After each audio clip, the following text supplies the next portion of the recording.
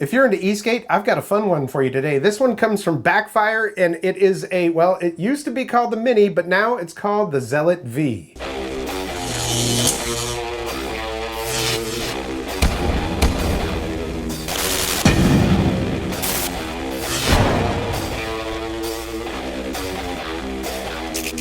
Welcome back, I'm Tony, and a while back I reviewed the Backfire Zealot S2, which it's a really fun board. I mean, it's got the ambient lights, the purple lights on there, and once I put the cloud wheels on there, I've been riding that board quite a bit. Considering that I've got a bunch of AT boards and stuff, that kind of, to me, it says a lot. So what is the Zealot V? Well, it used to be called the Zealot Mini. They've upgraded it and made it a whole lot like the Zealot X and the S2, but it is in fact quite a different board. One thing I know about Backfire is that they do a fantastic job with their packaging. As you can see right here under my Christmas tree, this thing is super neatly packaged. Everything has its place. It comes through shipping with flying colors, and you get quite a bit of extras with this. You know, the standard T-tool that you'll get, you've got your remote, and this remote, different from the X and the S2, but those two boards are premium boards. And this remote, instead of having the big display up here, has the smaller display here, but the controls are pretty much the same with the reverse right here on the little switch. You can reverse it or forward.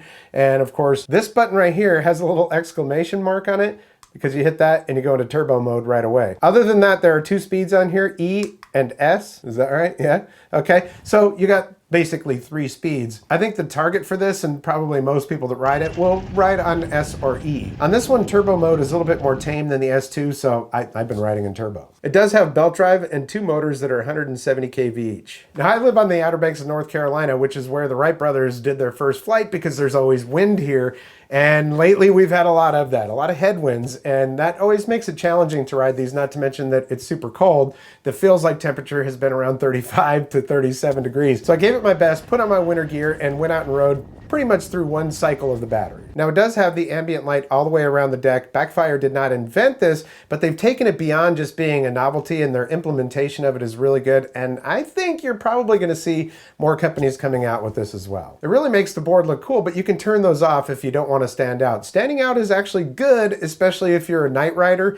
You want to be seen? Well, you're definitely going to be seen with that ambient light. While it is smaller than the X and the S2, that lighter weight is definitely an advantage. This board only weighs 16.8 pounds. The S2 is 22.9 pounds and the X is 24.7 pounds. So considerably lighter. If you're somebody who uses this thing as a last mile board, or you're commuting around college or something like that, you got to pick the board up a lot. Well, that definitely, it matters. Not to mention the smaller size definitely helps you if you're on public transportation or something like that. Last mile board means basically if you take public transportation, the train, the bus, whatever, you bring this along, you're able to get off of it, ride the rest of the way to work, or get off of it and ride the rest of the way home, to home. Now, I do have the S2. The range around that is around 24.9 miles. And the X is around 31 miles. The V claims 11 to 12.5 miles on a flat road with a 180-pound rider. You always got to keep that in mind. When they test range, they're going to be riding with a lighter rider and on flat roads. However, 180 pounds, if they tested at that,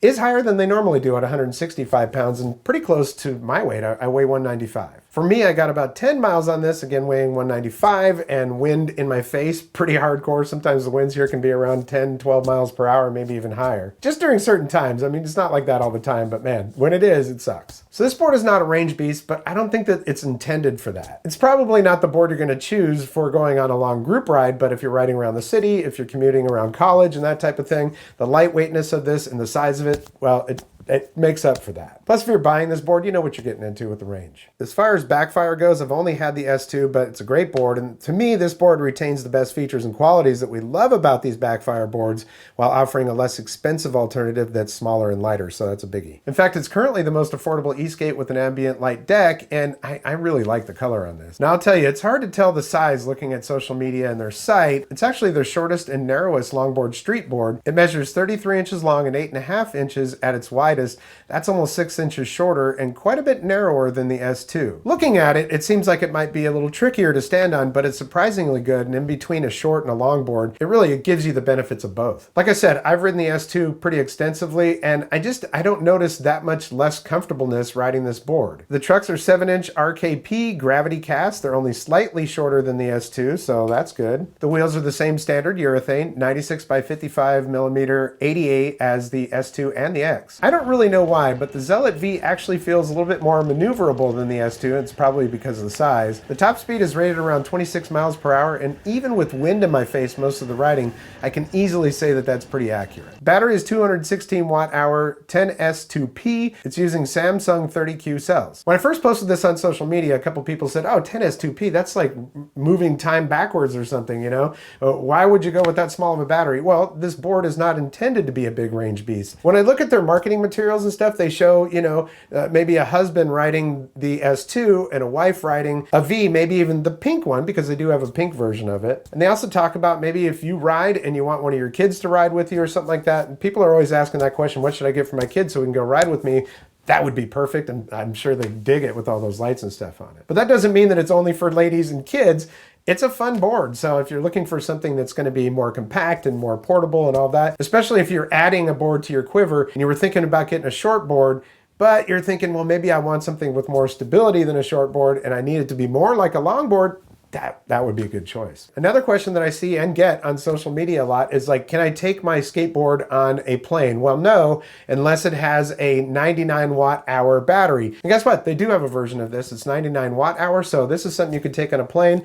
You're not going to get more than 6 or 7 miles out of it with that battery. But when you're traveling on a plane and being able to take one of these with you and get a little ride in wherever you go, that's pretty cool. The deck material on this is, as they say, snowboard tech. It's got LEDs encased in ABS. As you can see right there, and that ABS is going to protect the lights and actually protect the board a little bit. And it's maple that's wrapped in fiberglass with glass on top and bottom, which is super nice because having that fiberglass on the bottom, it's going to protect it from dings and all that kind of stuff. But it also just looks really, really stunning. I love the way that the fiberglass looks on the bottom of these boards. So I don't know if you'd count these as benefits over the S2, which is the only other Backfire board that I have, but this board actually turns more responsively and it is super portable, so I can see the benefits for somebody. Again, this board is not made for power-hungry range masters, so if that's you, well, it might not be for you. But you might have somebody in your life that would benefit from it. Get your wife or your kid to go out and ride with you. That's awesome. That's a big score. So I was kind of on the fence before I got this board, like how is this going to be, you know, narrowness and all that kind of stuff. My feet do hang over a little bit, but I